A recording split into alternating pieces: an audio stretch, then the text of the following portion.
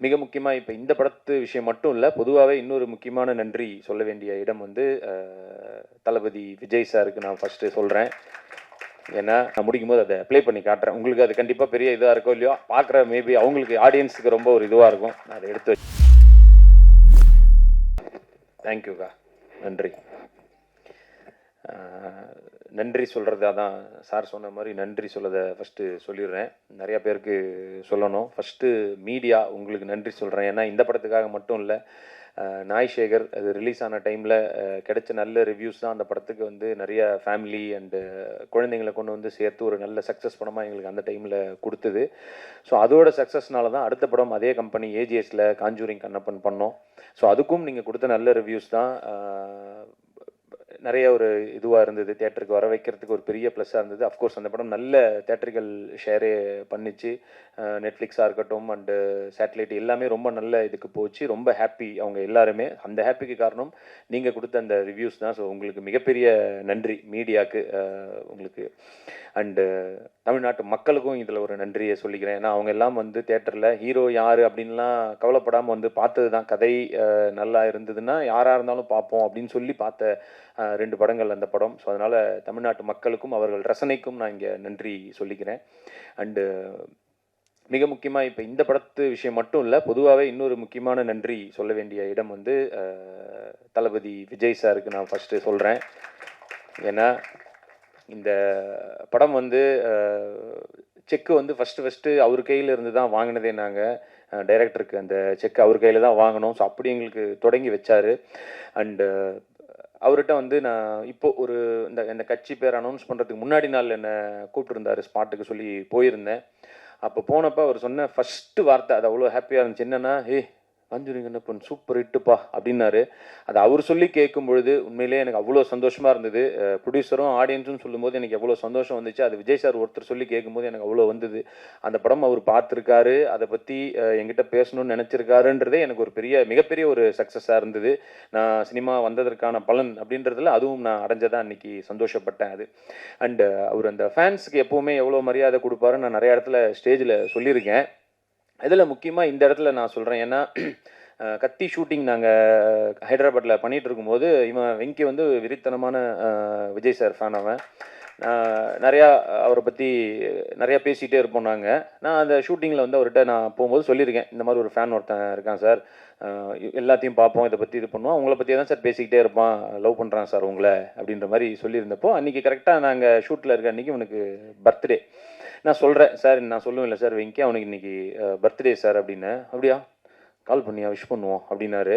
So அதுவே ஒரு பெரிய மனசு. ஏன்னா அது ஓகே நான் சொன்னேன்னு சொல்லியிருந்துருக்கலாம், பட் கால் பண்ணியா விஷ் பண்ணுவோன்னு சொன்னார். நான் சொன்னேன், சார் இல்லை சார் நீங்கள் கால் பண்ணி பேசினதுக்கப்புறம் அவன் பொண்டாட்டிக்கிட்ட சொன்னால் கூட நம்புவாங்களான்னு தெரியாது, யார் விஜய் சார் உங்கள்கிட்ட ஃபோன் பண்ணி விஷ் பண்ணார்ப்பாயா அப்படின்ற மாதிரி. ஏன்னா ஆல்ரெடி பல போய் சொல்லி வச்சுருந்துருப்பான், அதனால் அவங்களுக்கு அந்த டவுட்டுகள்லாம் இருந்திருக்கலாம்.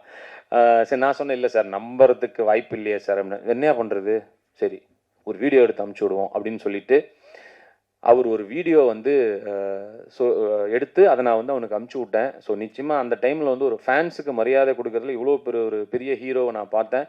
அந்த வீடியோ வந்து நான் நிறைய பேர் இப்போ கேட்டாங்க எனக்கு இதில் ஒரு விகடன் இன்டர்வியூவில் அதை பற்றி பேசியிருந்தேன்னு சொல்லிட்டு, நான் முடிக்கும் போது அதை ப்ளே பண்ணி காட்டுறேன். உங்களுக்கு அது கண்டிப்பாக பெரிய இதாக இருக்கோ இல்லையோ, பார்க்குற மேபி அவங்களுக்கு ஆடியன்ஸுக்கு ரொம்ப ஒரு இதுவாக இருக்கும். நான் அதை எடுத்து வச்சுருக்கேன்.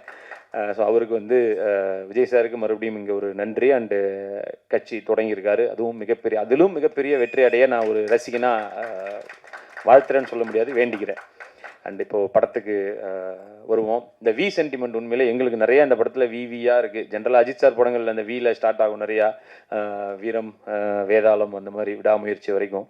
எங்களுக்கு இதில் என்னென்னா ஃபஸ்ட்டு டைரக்டர் அவன் பேர் வெங்கி, அப்புறம் ப்ரொடியூசர் அவர் பேர் விஜய், அண்டு எங்களுக்கு பிள்ளையார் சுவை போட்டு வச்ச விஜய் சார் விஜய், டைட்டில் வித்தைக்காரன், இந்த மாதிரி நிறைய வி இதில் இருக்குது. ஸோ அது ஒரு சின்ன சென்டிமெண்ட், அதுக்கு தான் சொன்னேன். இதுக்காக இதை சொன்னேன் அப்படின்னு கேட்டால் பதில் இல்லை. அண்டு எல்லாருமே நல்லாவே இந்த படத்தில் உழைச்சிருக்காங்க.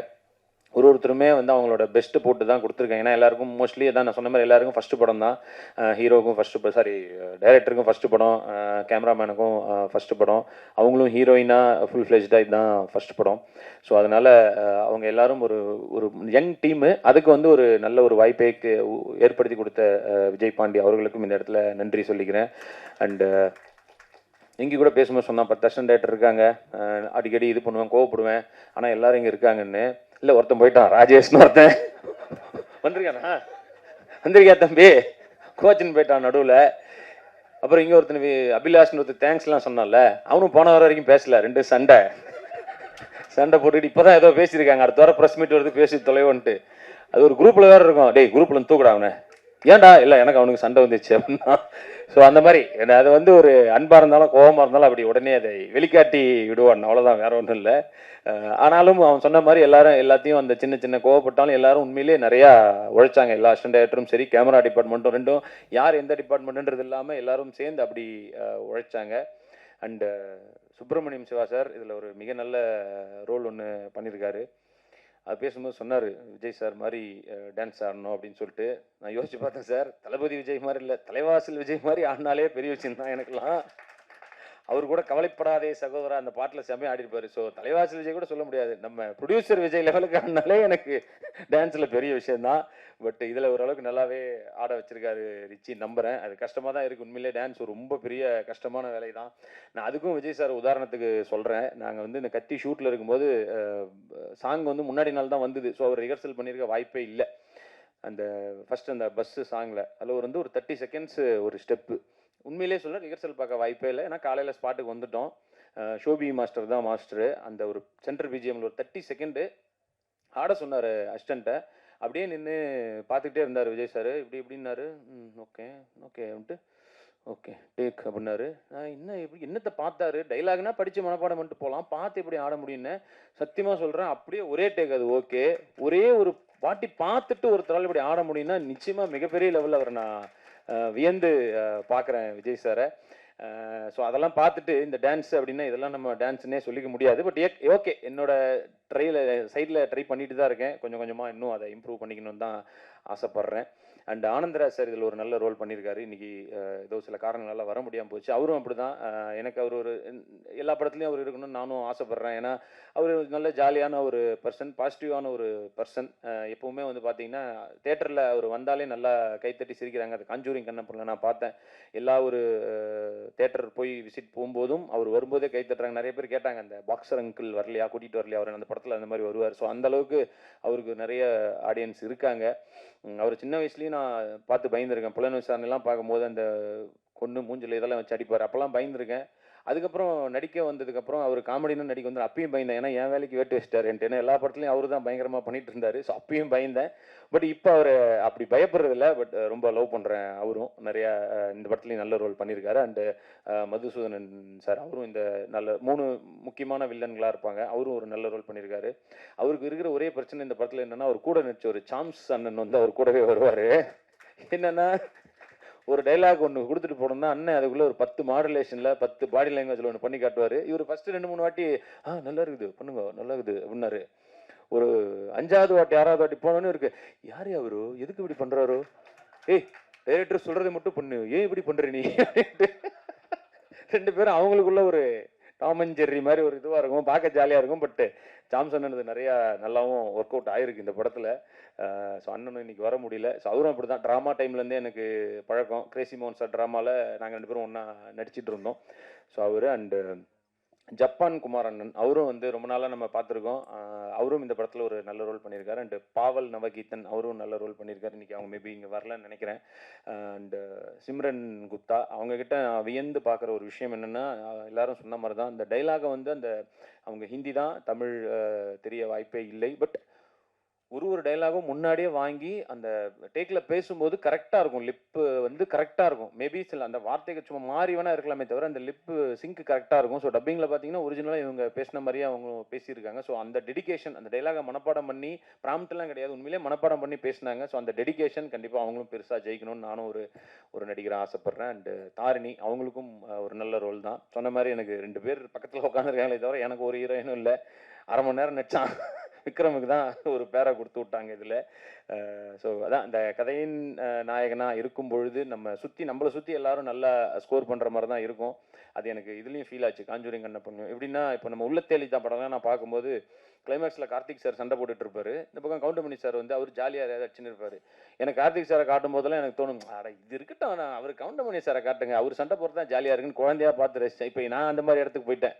நான் இருந்தாலும் அங்கே அந்த பக்கம் வந்து ஆனந்தராசர், கிங்ஸ்லி, விடிவி அண்ணன் இவங்கெல்லாம் பண்ணும்போது அது வரட்டும், இவர் நீ ஏன்ப்பா சும்மா சீரியஸாக பேசினு இருக்கின்ற மாதிரி தான் இருக்கும். பட் எனிவே அது கதையை நகர்த்தி கொண்டு போகும்போது அதெல்லாம் வந்து அப்படி தான் இருக்கும். இதுலேயும் அந்த மாதிரி என்னை சுற்றி எல்லாரும் நிறையா இது பண்ணுவாங்க. பட் ஒரு ஹீரோவாக ஒரு அந்த கேரக்டர் இருக்கும்பொழுது அது எப்படி போகணுமோ அப்படி தான் இந்த கேரக்டரை கொண்டு போயிருக்காங்க. ஒரு நல்ல ஒரு முயற்சியாக தான் நம்புகிறோம். உண்மையிலே ஏர்போர்ட்டில் எடுத்தோம், அங்கே எல்லாரும் நல்லபடியாக ஒத்துழைப்பு கொடுத்தாங்க. கோயம்புத்தூர் ஏர்போர்ட்டில் தான் எடுத்தோம். அஃப்கோர்ஸ் இங்கே ஒரு அவருக்கே எவ்வளோ சொன்னாங்க, 3 லட்சமோ என்னமோ சொன்னாங்க, ரொம்ப இதுவாக இருந்தது. பட் கோயம்புத்தூர் ஏர்போர்ட் ஓரளவுக்கு மேட்ச் பண்ணி அதையும் எடுத்திருக்கோம். அண்டு செட்டு எல்லாமே நல்லபடியாக இது பண்ணி கொடுத்தாரு. தயாரிப்பாளருக்கு இந்த இடத்துல எங்களை நம்பி ஒரு யங் டீமை நம்பி கொடுத்ததுக்கு நன்றி ப்ரோ. மீதி நடிச்ச எல்லாரையும் சொல்லிட்டேன்னு நினைக்கிறேன். அண்ட் மியூசிக் விபிஆர் அவரும் அவருடைய ஃபஸ்ட்டு படம்க்கு நல்லாவே சூப்பராகவே ஒர்க் பண்ணியிருக்காரு. சாங்கை விட இன்னும் பிஜிஎம்மில் நல்லாவே ஒர்க் பண்ணியிருந்தார். எனக்கு அது இன்னும் ரொம்பவுமே பிடிச்சிது. ஸோ ஓவராலாக ஒரு யங் டீம் ஒரு நல்ல படம் பண்ணியிருக்கோன்னு நம்புகிறோம். கேமராமேன் அப்புறம் நாளைக்கு திட்டுவான், ஏன்னா என்ன மட்டும் விட்டு அப்படின்ட்டு. ஸோ யுவாவும் ஒரு ஃபஸ்ட்டு படத்துக்கு நிச்சயமாக எல்லாருமே அவங்களோட ஒரு பெஸ்ட்டாக கொடுத்துருக்காங்கன்னு தான் நான் நம்புகிறேன். எல்லாரையும் சொல்லிட்டேன் நினைக்கிறேன். எடிட்டருக்கு வந்து அதான் அவர் சொன்ன மாதிரி வெங்கியை விட அதிகமாக அந்த இடத்துலயே உட்காந்து அதையே பார்த்து கஷ்டம் தான். ஒரு எடிட்டர் வந்து நம்ம மூஞ்சை பார்த்து பொண்டாட்டி மூஞ்சை விட என் மூஞ்சி தான் அவருக்கு நிறைய ஞாபகம் இருக்குன்னு நினைக்கிறேன். எப்போ பார்த்தாலும் பார்த்து கஷ்டமான ஒரு வேலை தான். எல்லாரும் அவங்களோட பெஸ்ட்டை கொடுத்து தான் நம்புகிறேன். அண்டு நீங்கள் எழுதுறதுல தான் எல்லாமே இருக்குது. உங்களுக்கு பிடிச்ச மாதிரியான படமாக இருக்கும்னு நம்பி தான் எடுத்திருக்கோம். ஸோ பிடித்திருந்தால் இந்த படத்தை நல்லபடியாக எழுதுங்க, இல்லைனாலும் நல்லபடியாக எழுதுங்க. ஏன்னா ஒரு படம் ஹிட் ஆச்சுன்னா கண்டிப்பாக வரிசையாக நிறைய ஆப்பர்ச்சுனிட்டிஸ் அந்த ப்ரொடியூசருக்கு அடுத்த புது டைரக்டருக்கோ புது ஹீரோஸ் கிரியேட் ஆகி வருவாங்க.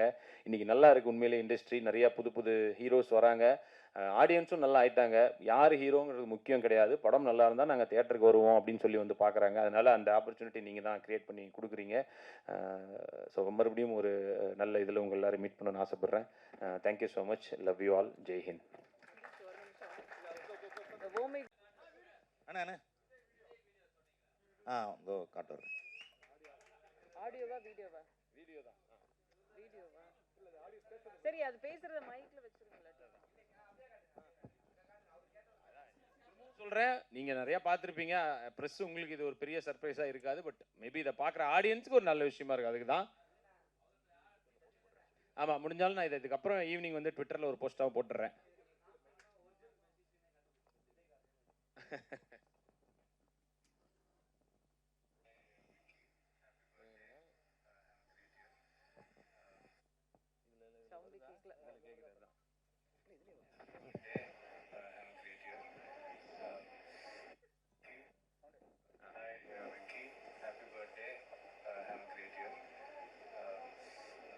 சதீஷ் உங்களை பற்றி நிறைய விஷயங்கள் சொல்லுவார். ரொம்ப சந்தோஷம். Thank you so much for all your support and have a great year. Thank you.